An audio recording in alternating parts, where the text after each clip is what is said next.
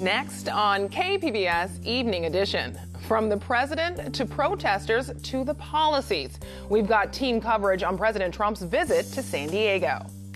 It's a move that could affect the cars we drive and how much we spend on gas. New developments on California's right to set its own mileage standards. Our level of support has been increasing. We're providing more support to especially wildland fires. San Diego's climate crisis. Tonight, we look at the military's growing role in helping to contain the threat of wildfires. These became a lot sneakier, and kids tend to blow out, exhale their smoke or their vapor into their sleeves, and they have been using these in class. And a lesson on vaping, the program that's educating local schools on what to watch for. KPBS Evening Edition starts right now.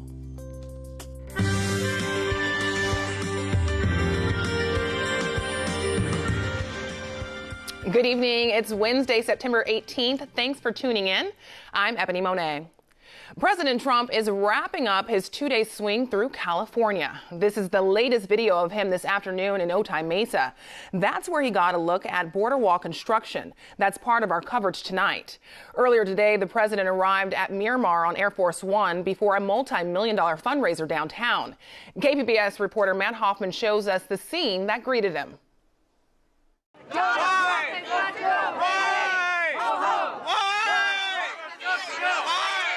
Here downtown at 3rd Avenue, you have Trump supporters on one side.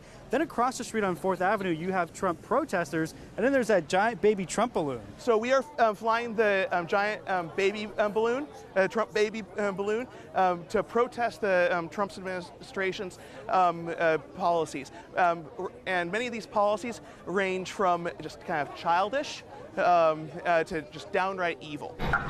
The fundraiser at the U.S. Grant had seats going for thousands of dollars. The visit was the final leg of a California trip that's expected to generate millions for Trump's 2020 re-election campaign. Donald Trump's, in my opinion, morally corrupt man who doesn't really care about the average American. He's more interested in pandering to the rich and the elite. Others were excited to see the president coming to California. Especially in San Diego, California, where there's not that many conservatives.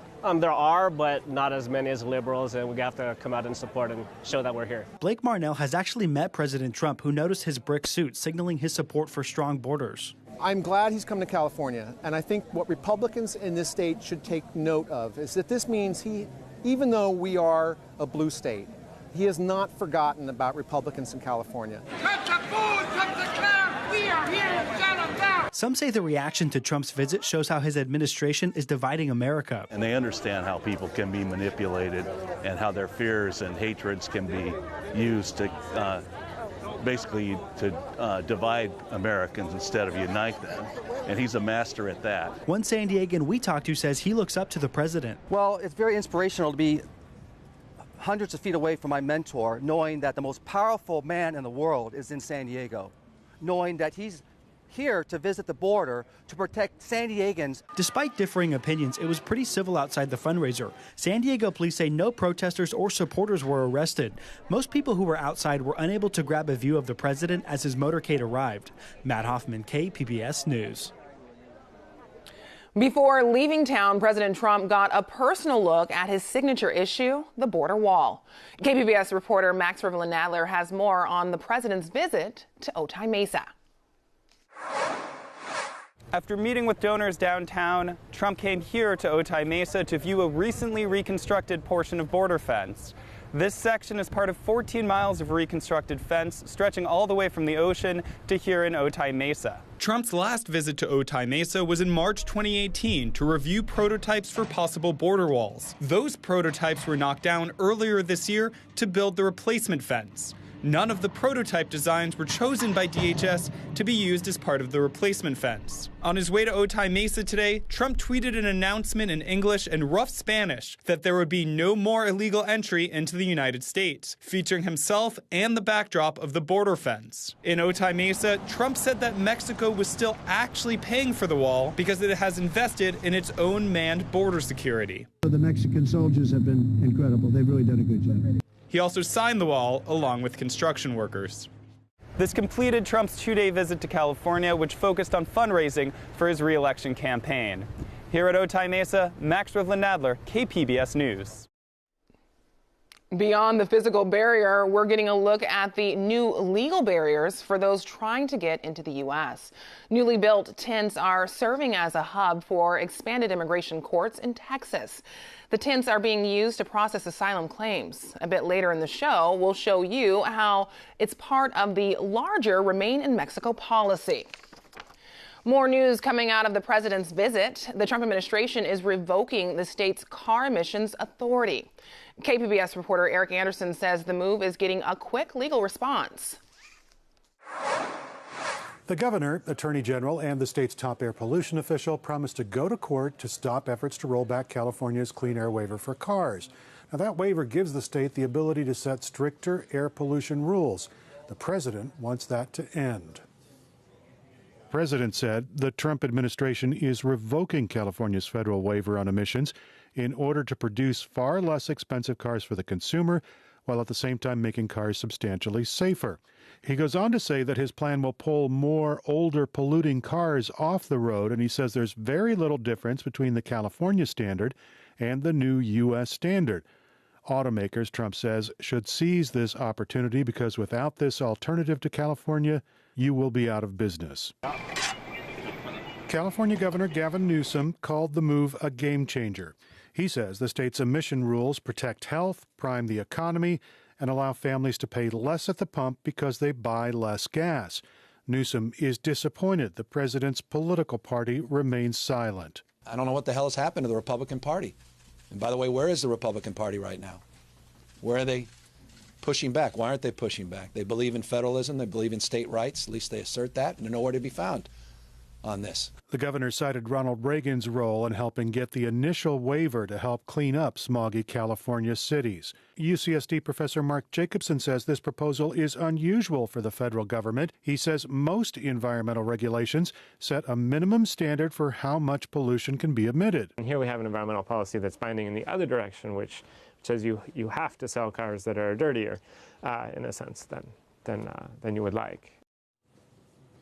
Jacobson says the legal battle could last years, and it's not clear who will prevail. A dozen other states use California's strict emission guidelines as their own, and 4 major automakers recently agreed to comply with California rules. Those clean air strategies could be discarded if the Trump administration prevails. Eric Anderson, KPBS News. Thanks, Eric. This week, KPBS is going in depth to cover San Diego's climate crisis. Over the past decade, the California National Guard has spent more money fighting wildfires than ever before. KPBS military reporter Steve Walsh went out with Major Robert Langston to see how his civilian job is merging with his guard duty. Major Robert Langston is originally from Puerto Rico. He's lived in San Diego for 12 years to be near his civilian job with the Forestry Service inside the Cleveland National Forest. In August, he was in the Sierra Nevada mountains near Fresno, part of a Guard task force. At times, it feels like fire is all around him, like the 2013 Chariot fire, which came close to where his family lives in Pine Valley. It's exhausting work. You're working there but at some point you realize, oh, this fire is going to get close to where I work or where I live. And you know, just in your back of your mind, not only you're worried about working, but you're worried about your families. And now, okay, so now I got to start worrying about my family. Most of the places that we fight fire, we don't have signal. So it's a lot of, and all over, firefighters all over California. I mean, it's the same all the time. You're working, but you got to work out your family. The Chariot fire burned through 7,000 acres east of San Diego. Over the years, Langston has helped fight several fires as an assistant fire engine operator. This year, he's leading Operation Rattlesnake, a California National Guard effort to clear the brush that fuels fires. Our level of support has been increasing. We're providing more support to especially wildland fires. So from a firefighting perspective, I mean, for whatever reason, fires are getting more and more intense. In fiscal year 2013, the California National Guard billed the state and federal governments less than $6 million to send mainly Guard air crews to fight fires. So far this year, the California Guard has received over $34 million. Most of that money is for personnel, troops on the ground to fight alongside Cal Fire crews. But for the first time, Guard members are working year-round to prevent fires. Major Langston has a task force of 100 guardsmen who are spending the year clearing brush and felling dead trees, including in the Sierras outside of Fresno. Otay Mesa, specialist with the Army National Guard, grew up not too far away from these mountains. I think that in the past couple of years, the fires have just been getting worse and worse, and this has been needed for a long time. And the fact that they're putting us into play is something that's been needed for a while. After a year of devastating wildfires, California Governor Gavin Newsom called up the Guard to help build these fire breaks around the state. The 2018 Camp Fire killed 86 people and destroyed more than 13,000 homes, most in the town of Paradise. Ram Ramanathan, a professor at Scripps Institution of Oceanography, says the Guard can expect the wildfire risk associated with climate change to increase. So the fire season is expanding because the planet is getting warmer. What was spring before is becoming like summer temperatures, right? And since it's happening throughout the year, the trees are drying out. So when the fire happens, it spreads. Major Langston oversees his National Guard crew. The crew is looking for so-called widowmakers, dead limbs that could drop on firefighters, felling dead trees that can transfer the fire to the treetops, which are called the forest canopy, and out of the reach of firefighters on the ground. A human being can only fight a fire a certain amount of flame height. I mean, when you get into canopy fires, I mean, it's an amazing spectacle because sometimes you can see the canopy burning while under the trees there's no ground fire. And it's a rapid rate of spread, I mean, and it's intense, you know. Critics question the practicality of building fire breaks around the state, saying they would not have stopped a fast-moving fire like the inferno that decimated Paradise. Regardless, it's safe to bet that climate change means Guard troops will continue to be pressed into new roles. Steve Walsh, KPBS News. And also this week, we're hearing from young San Diegans about how they feel the changing climate will impact them. Tonight, we hear from Omariana Olds, a 13-year-old who lives in City Heights. I believe that climate change is really important and that it's going to impact the Earth if we don't change it. Okay, if there are ways to change global warming or to stop it, I think that we should. Because if you destroy the Earth, then you're basically destroying what you live on and how you're going to have to live in the future. In the future, since the sea levels are rising, I think there won't be as much land, or there will be, it'll just be covered in water. An emerging voice for action on climate change is a 16-year-old girl from Sweden. And today, Greta Thunberg used her voice in the U.S. Congress. She was invited to take part in a hearing on climate change. In recent months, she has given speeches around the world. But today, she kept her remarks brief and instead urged Congress to read the latest UN report that details rising global temperatures. I am submitting this report as my testimony because I don't want you to listen to me. I want you to listen to the scientists. And I want you to unite behind the science. And then I want you to take real action. While in the U.S., Thunberg also met with former President Barack Obama. She will speak at the UN General Assembly next week. We'll have more on our week-long coverage tomorrow. KPBS reporter Matt Hoffman will examine how rising sea levels are threatening homes and businesses in Imperial Beach. All of our stories can be found at kpbs.org/climate change. The cooler weather we've been experiencing will stick around through the end of the week, but the wind is picking up in some areas. Lauren Rainson has our forecast. Good evening. I'm meteorologist Lauren Rainson.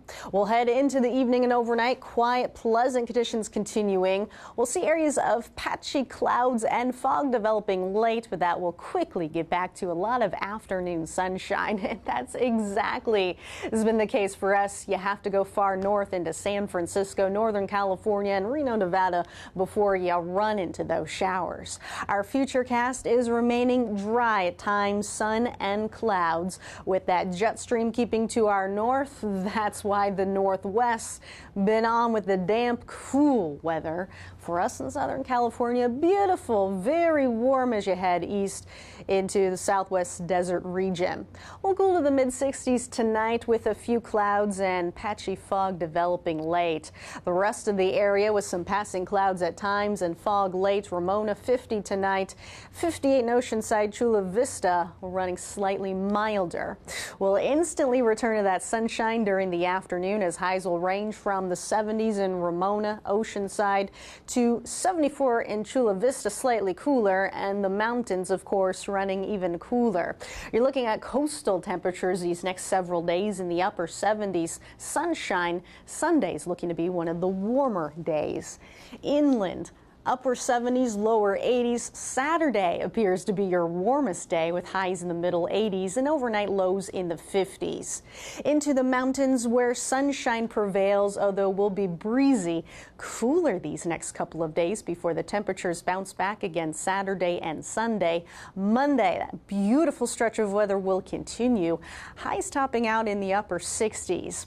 Into the desert where we, as always, find incredibly hotter temperatures. We're going to be baking under that sun, especially Friday and Saturday. Nothing but sunshine, mid-90s for highs.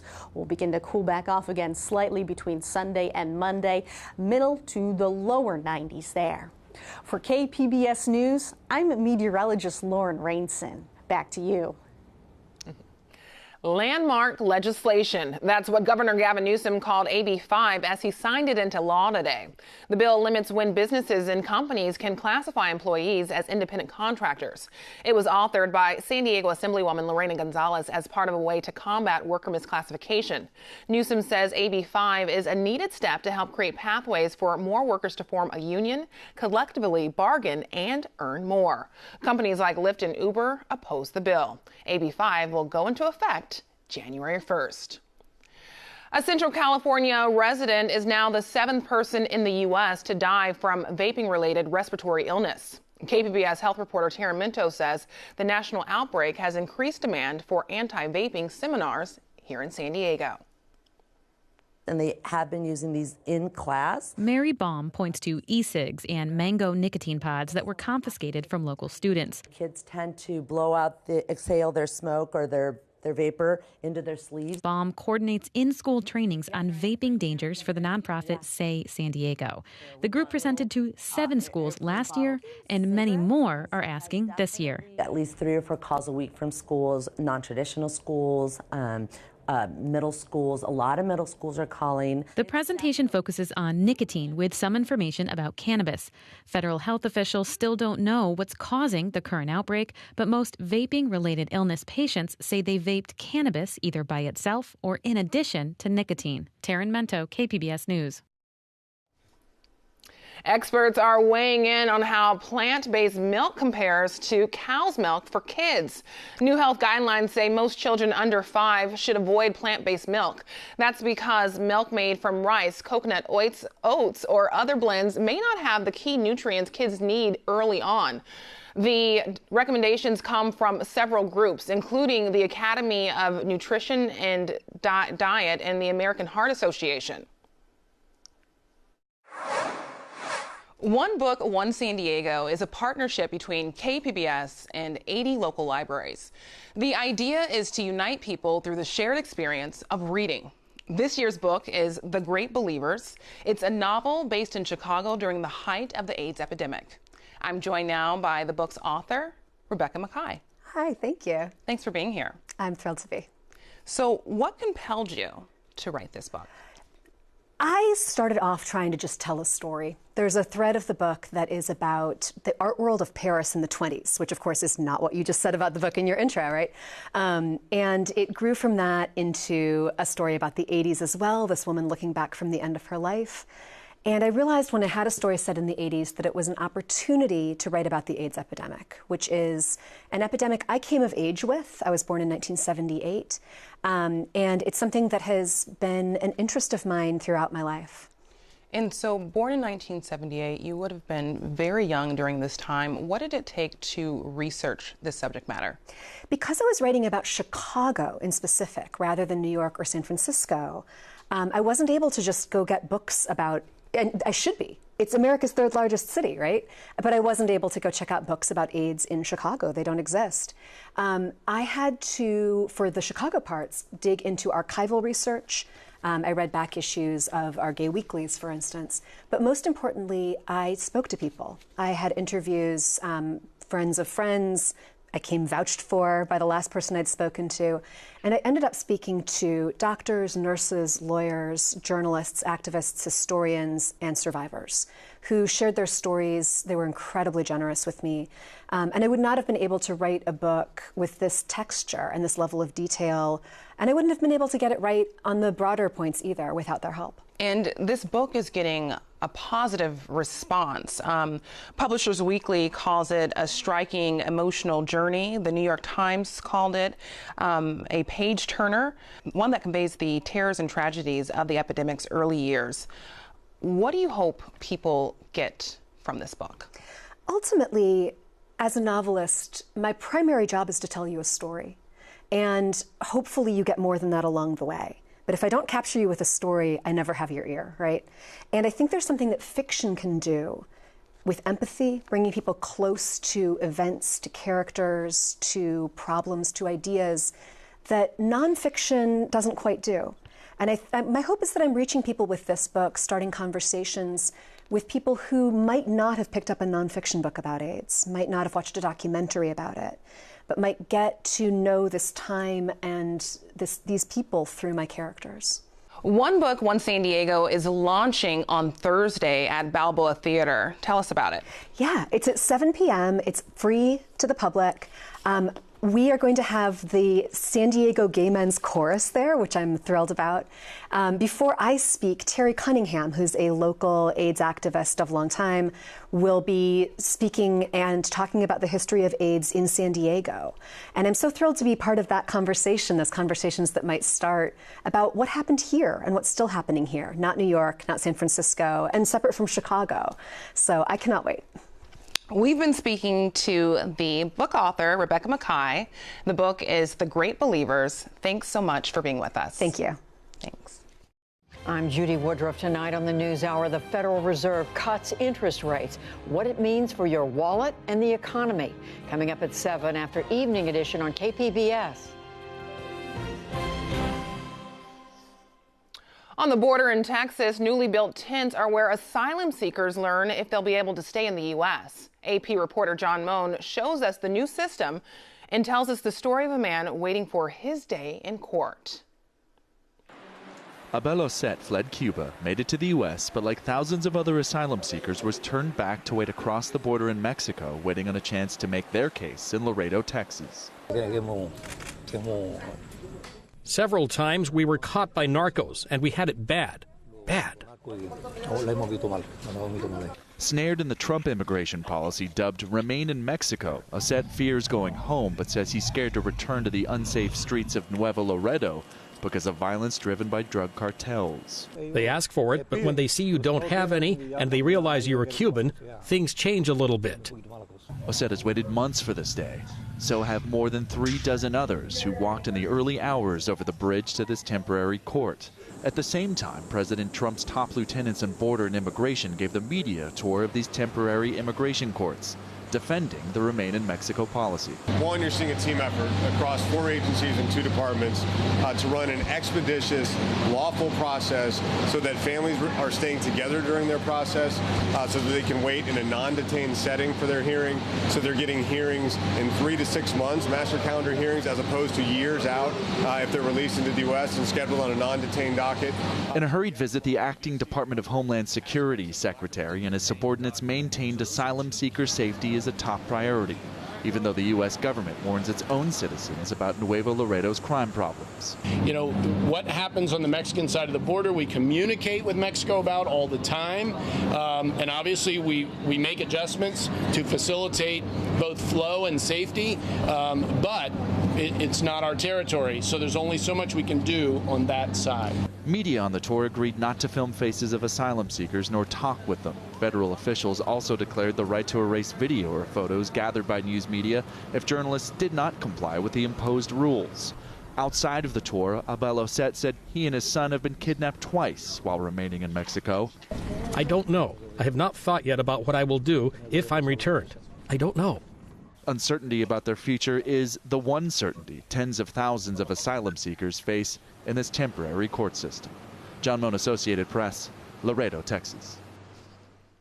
And here's a look at what we're working on for tomorrow in the KPBS newsroom. An uptick on smuggling via ocean. On Morning Edition, how more people and drugs are being brought into the U.S. by boat. And on Midday Edition, San Diego is moving forward with community choice energy. Why supporters say it will save customers money. You can find tonight's stories on our website, kpbs.org/evening edition. Thanks for joining us. Have a great night.